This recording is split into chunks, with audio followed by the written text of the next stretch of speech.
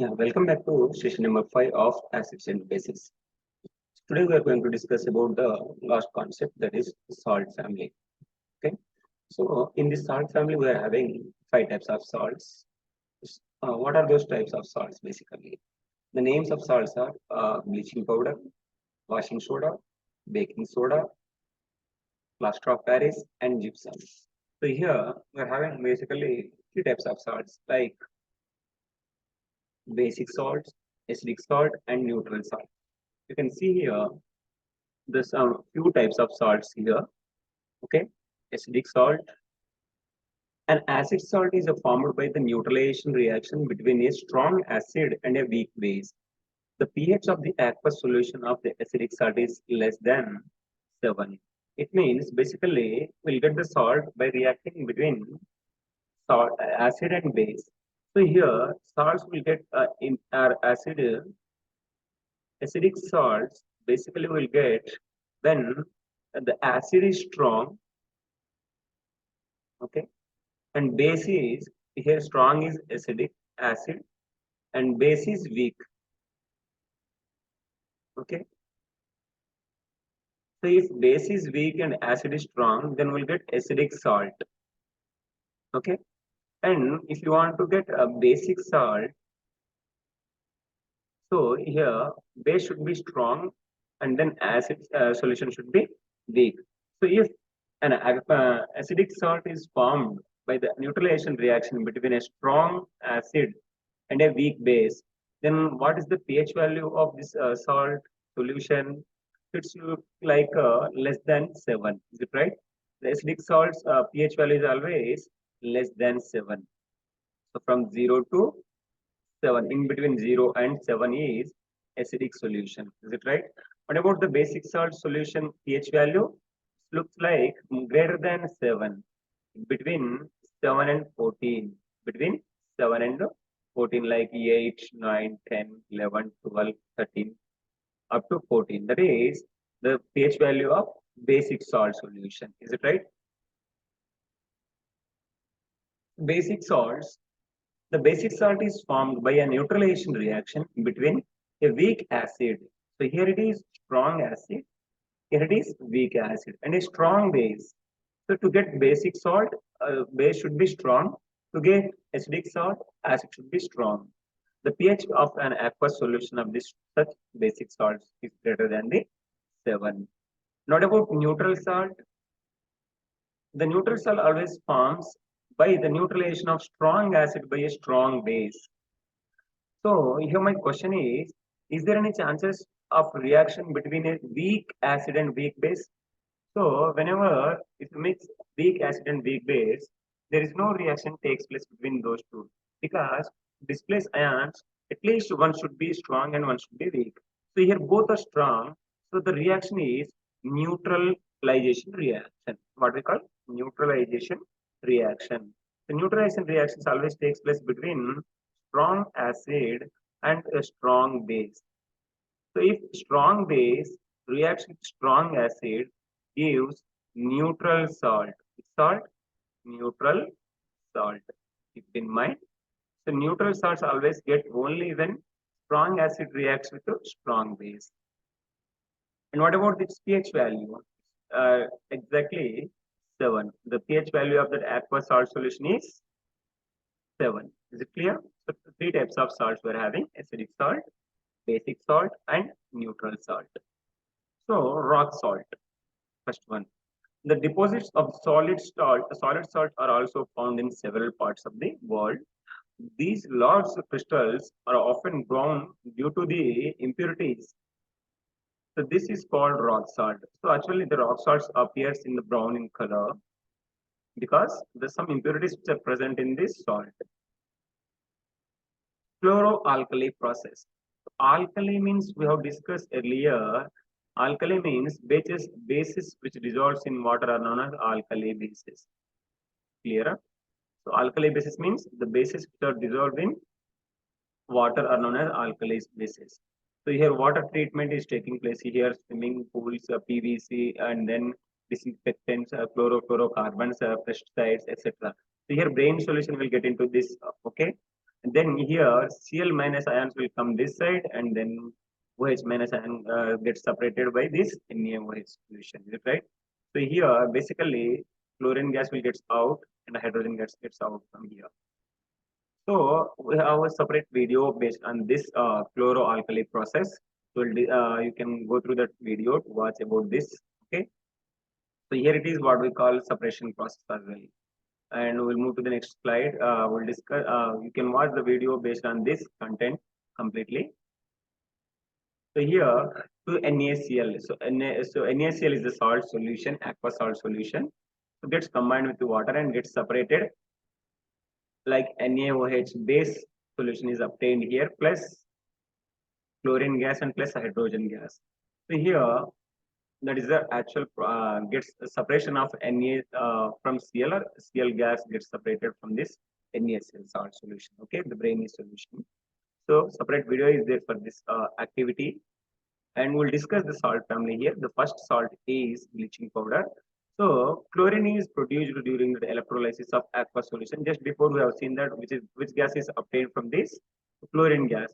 The gas which is obtained from this is chlorine gas. We utilize that chlorine gas to get bleaching powder here. See here. So this due to this process, we obtain chlorine gas and hydrogen gas into a separate cylinder to collect that gas, and then here use the chlorine gas here. Okay. The chlorine is produced during the electrolysis of aqueous sodium chloride. Sodium chloride is brine, right? So here, this chlorine gas is used for the manufacturing of bleaching powder. How it is useful to manufacture the bleaching powder? You can see here. Okay. So bleaching powder is produced by the action of chlorine on dry slaked lime. So what is the slaked lime formula? Thick lime means calcium oxide. Okay. If you combine with water, we'll get slaked that's calcium hydroxide. Is it right? Calcium hydroxide. So this calcium hydroxide, if you react with the gas which is obtained from that what we call brine solution, so that is chlorine gas. So calcium hydroxide, CaOH taken twice, is also known as slaked lime. If you combine with chlorine gas, is it right? So you'll get CaOCl2. CaOCl2. The chemical formula of bleaching powder is calcium, calcium oxide chloride, CaOCl2, plus what you will get here, H2O. Water gets separated. Okay. The name of this chemical formula of bleaching powder is CaOCl2. So this is the process of obtaining bleaching powder by using chlorine gas. So CaOH taken twice combines with chlorine gas to get bleaching powder CaOCl2 plus H2O. So here it is bleaching powder. Okay. So uses of bleaching powder, where we can see this bleaching powder in our daily life. There is a chance to ask the question based on this concept as well. Write any 4 uses or at least 2 uses in our daily life where we can use this bleaching powder. The first use is the bleaching powder for bleaching the cotton and lines in the what we call textile industries, for bleaching the wood pulp in paper factories, and for the bleaching of washed clothes in laundries. Is it right? So simply we can say the first example is textile industries, where we can see that bleaching powder, textile industries. Next is paper factories, and next at laundries. Okay, washcloth in laundries, bleaching the washcloth. Okay, 3 applications you can see in one application. And next is what is this? An oxidizing agent in many chemical industries. So bleaching powder is used as a oxidizing agent as well. So that is another example. To make drinking water free from germs. Is it right? So to kill the germs, we use bleaching powder to purify drinking water. Is it right? So here is another example. To make drinking water free from germs. And another is chemical industries. Okay. For what purpose we'll use it chemical industries? As an oxidizing agent. Okay. And next is textile industries. And next is paper factories. And another one is laundries. Is it right? And you can see here, those are the few applications of bleaching powder. Is it right? One more. The next salt, the name is baking soda. What is the name of the next salt? Just before we have discussed, that is bleaching powder. The chemical formula of bleaching powder is AOCl2. The next salt is baking soda, right? And look at here, how we will obtain the baking soda. The baking soda is commonly used in the kitchen for making tasty, crispy pakoras, etc. Is it right? Sometimes it is added for a fasting cooking. Is it right? To cook faster, we use this baking soda as well. So these are the what we call applications. First, now the chemical name of the compound is sodium hydrogen carbonate. What we call sodium hydrogen carbonate. So the chemical formula of sodium hydrogen carbonate is NaHCO3. NaHCO3. It is produced using a sodium chloride as one of the raw material. So main material which is used to obtain this bleaching powder is baking soda is sodium chloride. Is it right? Sodium chloride is one of the raw material to obtain baking soda. Keep it in mind. Okay. How will get that? Look at here. Sodium chloride, NaCl salt is used here, and water and carbon dioxide gas and ammonia. Is it right? So if you mix this all, this sodium chloride and water and carbon dioxide and NH3 ammonia will combine together to form sodium hydrogen carbonate. So here from this NaHCO3 gets combined to form baking soda, that is sodium hydrogen carbonate. So here you can see gives rise NaHCO3 sodium hydrogen carbonate and ammonium chloride. Ammonium chloride is NH4Cl. Is it right? From this, you can see on heating baking soda, we get washing soda. Very simple. So what we have obtained first here, baking soda. What is the chemical formula of baking soda? NaHCO3. If we heat this NaHCO3, that is baking soda, what will get? Washing soda. How it's possible? You see here. So here on heating this NaHCO3, NaHCO3, if we heat it, we'll get Na2CO3 plus H2O. What will get? Na2CO3 plus H2O. It is not balanced. Keep here two NAs, Na2, CO3, only one CO3 is here, plus H2O, two hydrogens, one oxygen is formed. Then which is left is CO, okay, carbon dioxide gas. Now, with the obtained sodium carbonate, we use this, okay, and if you combine with water, Na2CO3, Na2CO3 plus 10 H2O, 10 molecules of water gives rise Na2CO3 dot 10 H2O. So this is the chemical formula of washing soda. So on heating this, what is the baking soda? If we heat baking soda, we'll get a sodium carbonate. Okay. Then if you add water, then it will become what we call washing soda. On heating baking soda, we'll get washing soda. It's a simple process to remember. Okay. You can see here NaHCO3 gets heated, get Na2CO3 plus 2H2, H2O plus CO2, carbon dioxide, is it right? And then if you add here, you can see here, this is a balanced chemical equation. Okay. Now, look at here. Chemical formula of washing soda is Na2CO3 dot 10H2O. So by adding water to that sodium carbonate, we'll get sodium carbonate dot 10H2O, that is washing soda. Okay. Chemical name is sodium carbonate. NaHCO3 gets heated to form Na2CO3 plus H2O plus CO2, and balanced chemical equation is 2. Then Na2CO3 plus 10H2O gives rise Na2CO3 dot 10H2O. This is bleaching, what we call washing soda, the chemical formula of washing soda. Okay. Then what are the uses of washing soda? First use, sodium carbonate is that is washing soda is used in first application is glass industries, clean the glasses or glass tubes, and soaps. Sodium carbonate is used in preparation of soaps, and then paper industries.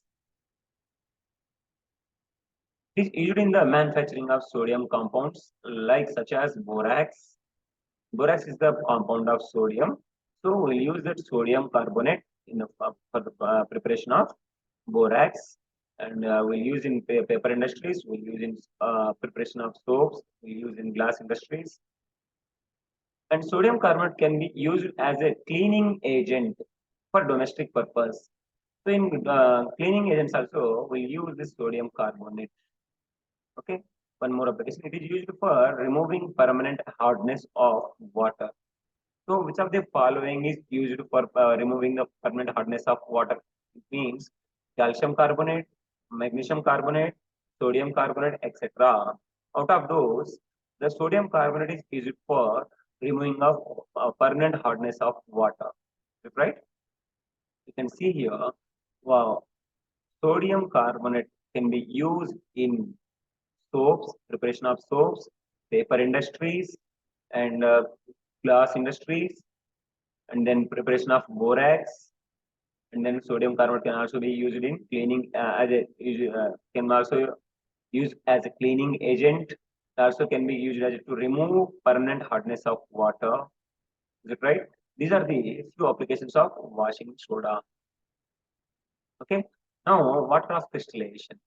Very simple. What is the meaning of the word crystallization? Crystallization is nothing but fixing of water molecules. Fixing of water molecules. Very simple. What is the meaning of crystallization? Fixing of water molecules. Okay.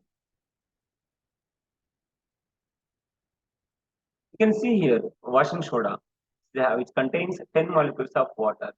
So Na2CO3 dot 10H2O.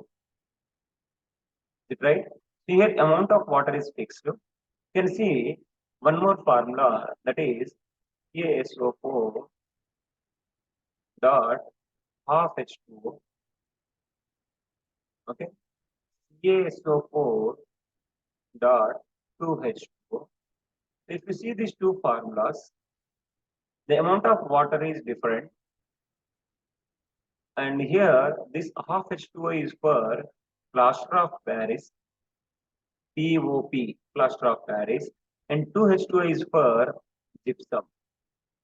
Okay. So here it is gypsum and it is plaster of Paris. So the amount of water fixing in a compound or molecule here, you can say that is nothing but crystallization. So water of crystallization or crystallization of water, both are same. Water of crystallization is the fixed number of water molecules present in one formula unit. So here we call it as one formula unit of salt. Okay.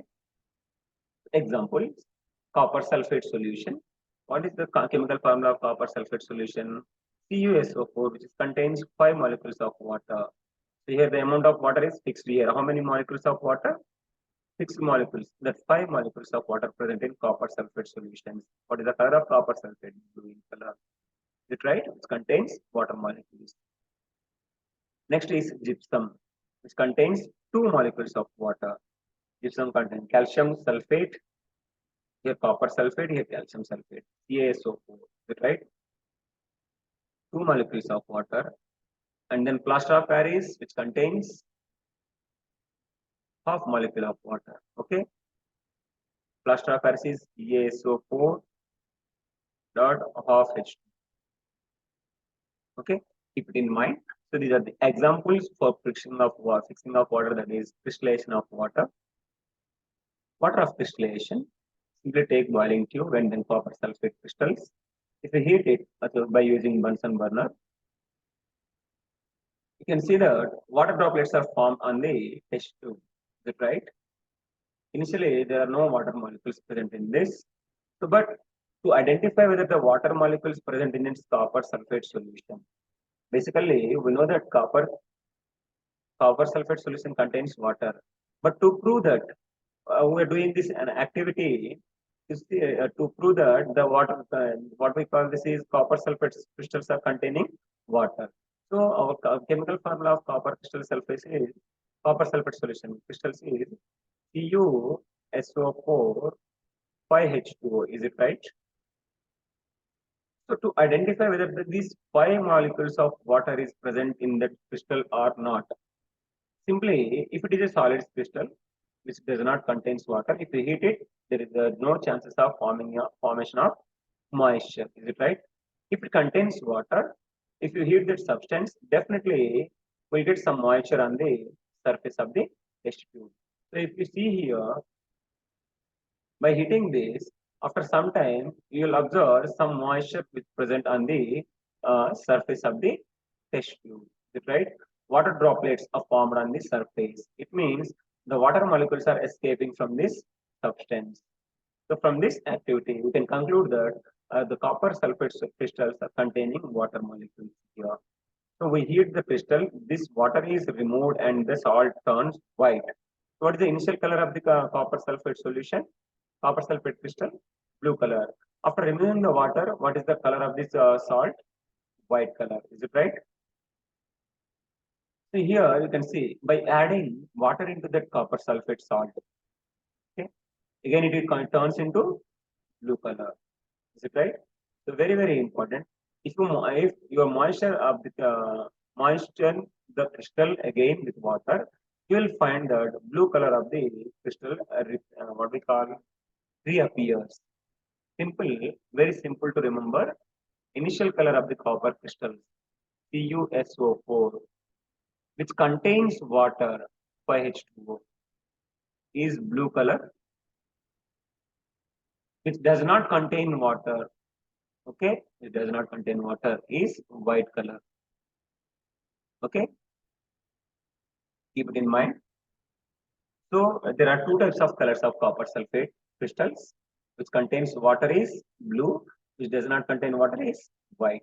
Is it clear? There is a chance to ask the bit on this activity. What is the color of the copper sulfate crystals after heating? After heating is white, before heating is blue. So plaster of Paris. On heating gypsum at 373 Kelvin. So 373 Kelvin, you know very well, you have studied in your previous class in sense 9th class, 9th standard. 373 Kelvin is equal to how many degrees Celsius? To remove 270, it means 100 degree Celsius. On heating gypsum at 100 degrees Celsius, it loses water molecules. Why only at 100 degrees Celsius? Because water water molecule starts escaping at 100 degrees Celsius because the boiling point of water is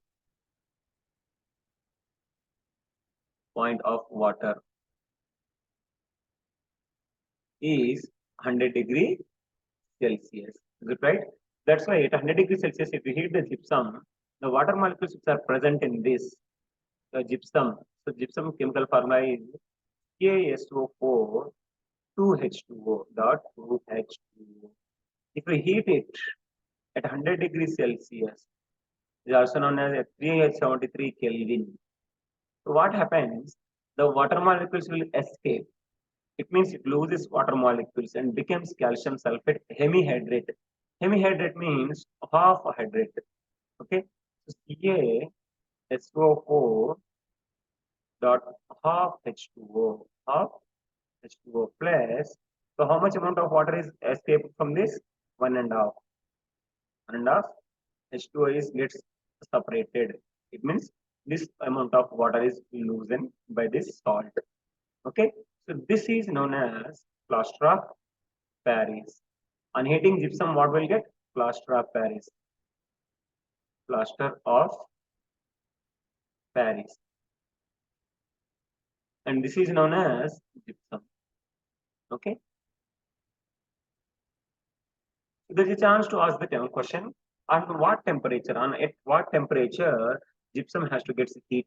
to get plaster of Paris at 100 degrees Celsius or at 373 Kelvin or 273 Kelvin or 0 degrees Celsius. Here two options are correct. 100 degrees Celsius is also correct. 373 Kelvin is also correct. Both are correct. 100 Kelvin is wrong. 373 degrees also wrong. 273 degrees is correct. 273 Kelvin is wrong. Degrees also wrong. Only these two are correct. 100 degrees Celsius or 373 Kelvin. Is it right? Keep it in mind. This point is also very, very important. There, basically, two CaSO4 molecules are sharing one H2O molecule. So hence, CaSO4 half H2O. That point is not necessary to remember here. Plaster of Paris is a white powder, and on mixing with water, it changes to gypsum, once again giving a hard solid mass. CaSO4 to H2O on heating, that is gypsum. If we heat it, we'll get CaSO4 half H2O plus. This is plaster of Paris. Okay, so this is the balanced chemical equation of conversion of gypsum to plaster of Paris. Is it right? Use is also very, very important. If you add water to this, then again you will get gypsum here. Reverse process. Okay, CaSO4 half H2O plus 1 half H2O. You will get gypsum here. This is plaster of Paris and this is gypsum. Here, reverse process. Same. By adding water to plaster of Paris, you will get gypsum. By heating gypsum, you will get plaster of Paris. Uses of plaster of Paris. This is used as a plaster for supporting fractured bones in the right position. So whenever you get any fracture, is it right? To your bones like hands, legs, anyway. So to support our bone in the right position, we'll use this plaster of Paris. Okay. It is used for making toys like this. Here also you can see that the smoothing the surface of these toys. We will use this plaster of Paris here. It is used as a material for decoration. You can see here, decorating purpose also will use the plaster of Paris. It is used for making the surface smooth. You can see here the smoothing the surface will use this plaster of Paris. So what are the applications of this plaster of Paris? First, to support fractured bone in the right position. Is it right? First answer is this. Okay, to support fractured bones. Second one is for making toys. And third one is for decoration. Materials for decoration. And fourth one is surface smooth. Making the surfaces smooth. Okay. And with this chapter is over. If you have any doubts, you can contact at any time. And after this session, we'll discuss the MCQs, assertion and reasons, and case-based questions based on this chapter in the next video. Thank you.